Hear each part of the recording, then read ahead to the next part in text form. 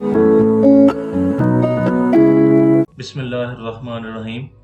आज के लेक्चर में हम देखेंगे कि हमारे पास एक तो हम देखते होते थे कि हम शेप सिंपल हम शेप बना रहे होते थे। मतलब कि ये शेप बना ली, इस तरह की शेप बना ली, ये शेप्स क्रिएट कर ली, या फिर हमारे पास एलिप्स टूल होता है जिसके ज़रिए हम इस तरह की शेप बनाते होते हैं, ठीक है? अच्छा, इसके अंदर 2-3 चीज़ें हमारे पास होती हैं, कुछ टूल्स यूज़ करते होते हैं जिनके ज़रिए हम इन शेप्स की एनिमेशंस बना सकते हैं। अब एक तो हमारे पास ये है कि मैं कोई भी यहाँ से शेप लेता हूँ, एग्जांपल के तौर पे ये रेक्टेंगुलर टूल हम ले लेते हैं, तो यहाँ पे हमारे पास ये रेक्टेंगुलर टूल आ गया है। अब इस रेक्टेंगुलर टूल के अंदर मैंने इसको एनिमेशन बेस बनाना है। इसके अंदर सबसे पहले तो हमारे पास ये टूल होता है जो आपने पहले ऑलरेडी किया भी हुआ है। डायरेक्ट सिलेक्शन टूल के ज़रिए हमारे पास क्या होता है कि अगर हम इस तरह करके इस पे क्लिक करते हैं तो हमारा एक कॉर्नर सिलेक्ट हो जाता होता है, ठीक है? अगर हम इसको राइट पे मूव करवाना चाहें तो मैंने यहाँ पे इसको येस कर देना है और कीबोर्ड के ज़रिए राइट और लेफ्ट वाली की प्रेस करके हम इसको राइट या लेफ्ट पे जो है वो मूव करवा सकते हैं। ये हम पे डिपेंड कर रहा होता है, ठीक है? अगर मैं चाहता हूँ कि ये दोनों चीज़ें मेरे पास जो है वो एट अ टाइम पे मैं मूव करवाना चाहता हूँ। एक चीज़ मैंने ये सिलेक्ट कर ली, शिफ्ट प्रेस करके हमने जो है वो इसको भी जो है वो सिलेक्ट कर लेना है। अब दोनों चीज़ें हमारे पास इकट्ठी ही मूव हो रही होंगी, या आगे या पीछे, आप टॉप, बॉटम, राइट, लेफ्ट, जिधर वाली मर्जी साइड पे आप वो चीज़ जो है वो मूव करवा सकते हैं।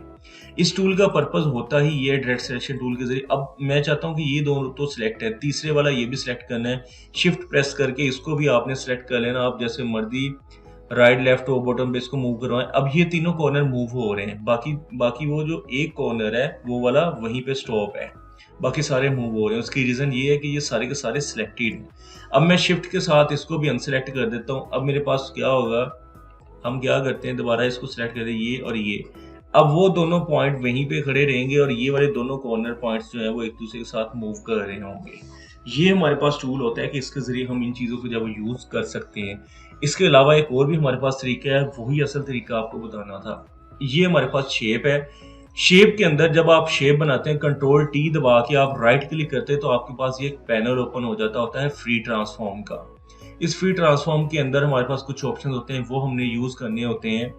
अब एक हमारे पास तरीका होता है कि आपने उस चीज़ को रोटेट करवाना है। ये 180 डिग्री पे रोटेट हो रहा है, 90 डिग्री पे आपने मूव करवाना है, 90 डिग्री क्लॉकवाइज आपने मूव करवाना है। यानी कि ये चीज़ आप पे डिपेंड कर रही होती है, वर्टिकल आपने रोटेट करवाना है या हॉरिजॉन्टल आपने रोटेट करवाना है।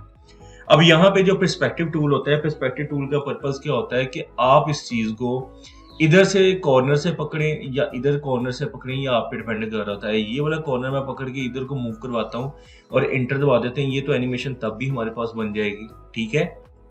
कंट्रोल जी करके बैक पे आता हूँ और यही चीज़ अगर मैं ये डायरेक्ट सिलेक्शन टूल के ज़रिए इस तरह भी कॉर्नर को पकड़ के करूँ तब भी हमारे पास जो है वो यही ऑप्शन आ रहा होता है। तब भी हम इस चीज़ को जो है वो यूज़ कर सकते हैं। दोनों तरीके आपके पास है, जो मर्ज़ी तरीका आप यूज़ कर सकते हैं। कंट्रोल टी दबाना है, शेप पहले बना लेनी, कंट्रोल टी दबा के आपने राइट क्लिक करके ये वाला ऑप्शन आपके पास ऑप्शन ओपन हो जाता होता है। अगर मैं उसके बगैर ओपन करूँ तो ये कभी भी नहीं ओपन होता। अभी ये शेप बनी हुई है, राइट क्लिक करता रहूँगा कुछ भी नहीं आएगा। लेकिन कंट्रोल टी दबा के आप राइट क्लिक करेंगे फिर वो वाला पैनल हमारे पास आ जाता होता है। पर्सपेक्टिव के ज़रिए हमारे पास होता क्या है कि इधर से हम रोटेट करवा रहे हैं तो ये क्या करता है, एक दूसरे के ऑपोजिट साइड या एक दूसरे के पास आता है, ठीक है? अगर हम मिडल वाले को पकड़ते हैं या इधर से मिडल वाले को पकड़ते हैं तो ये टॉप या बॉटम पे मूव करवा रहा होता है, जैसे मर्जी हम इसको जो है वो मूव कर सकते हैं। लेकिन अगर कॉर्नर की बात की जाए तो कॉर्नर एक दूसरे के ऑपोजिट या एक दूसरे के पास आ रहे होते हैं। तो ये एनिमेशन बनाने का सबसे बेस्ट तरीका होता है, आप इसको यहाँ पे करके लगाएं, छोटी सी करके आप इसको बेशक इधर लगा दें। ये आप पे डिपेंड कर रहा होता है कि आप जैसे मर्जी इस एनिमेशन को यूज़ कर सकते हैं।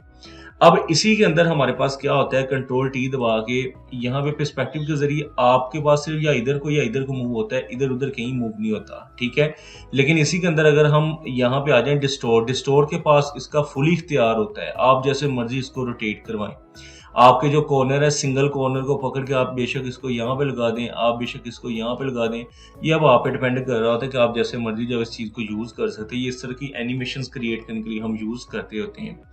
कंट्रोल टी दबा के इसी के अंदर हमारे पास होता है, लेकिन ज़्यादातर पर्सपेक्टिव टूल हम यूज़ कर रहे होते हैं। व्रैप हमारे पास क्या होता है, 1, 2, 3 और ये 4। हर 4 कॉर्नर के हमारे पास यहाँ पे मज़ीद उनके 2-2 पॉइंट्स होते हैं। इन इन पॉइंट्स के ज़रिए आप जैसे मर्ज़ी इनको जो है वो रोटेट करवा सकते हैं, टॉप, बॉटम, राइट, लेफ्ट पे।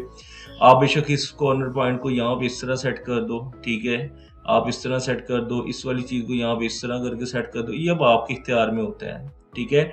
आप जैसे मर्ज़ी इस चीज़ को यहाँ पे रख के यूज़ करें या इस चीज़ को यहाँ पे रख के यूज़ करें और एंटर दबा दें, ये आपकी चीज़ उसी शेप के अंदर जो है वो कन्वर्ट हो जाती होती है।